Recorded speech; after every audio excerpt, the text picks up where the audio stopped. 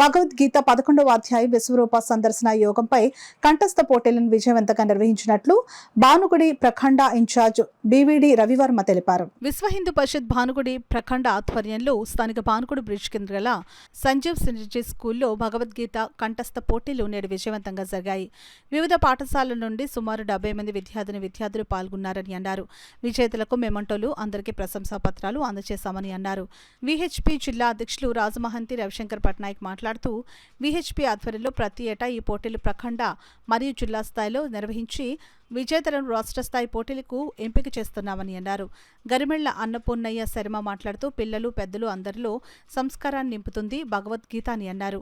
విజేతలకు సర్టిఫికెట్లు అందజేశారు. న్యాయ నిర్ణేతలుగా శ్రీకృష్ణ వాణి, శ్రీదేవి, మన్నార్, రవిశంకర్ పట్నాయక్, లక్ష్మణ శాస్త్రి, బీవీడి రవివర్మలు వ్యవహరించారు. కార్యక్రమంలో ఉదయ్ భానోజీరావు, సుస్మిత చటర్జీ, పేకేటి దేవి, పి ప్రవీణ, రాజు మాస్టర్, అప్పాజీ, విద్యార్థులు, తల్లిదండ్రులు, పాఠశాల హెచ్ఎం పద్మజ తదితరులు పాల్గొన్నారు.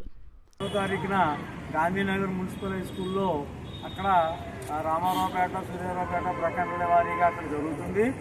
ఉదయం 8 గంటలకే పోటీలు ప్రారంభమవుతాయి. అలాగే మరి సామా పబ్లిక్ స్కూల్లో జగన్నాథపురంలో జరుగుతుంది. ఉదయం 8 గంటల నుంచి మొదలవుతుంది. అది 8వ తారీఖు ఆదివారం. మొత్తం వరుసగా ఇక నుంచి 3 ఆదివారాలు కూడా పోటీల్లోనే ఉన్నాయి.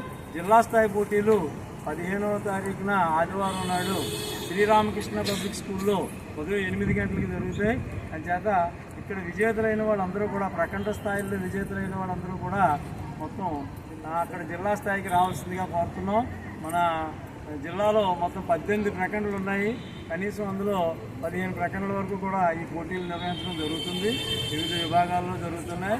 4 నుంచి ఎల్కేజీ నుంచి 3వ తరగతి వరకు ఒక విభాగం, 4 నుంచి 7వ తరగతి వరకు ఒక విభాగం, 8 నుంచి 10వ తరగతి వరకు మరొక విభాగం, కళాశాల స్థాయి, అలాగే మహిళా స్థాయి, మరి పురుషుల స్థాయి కూడా ఒక విభాగంగా ఉంది.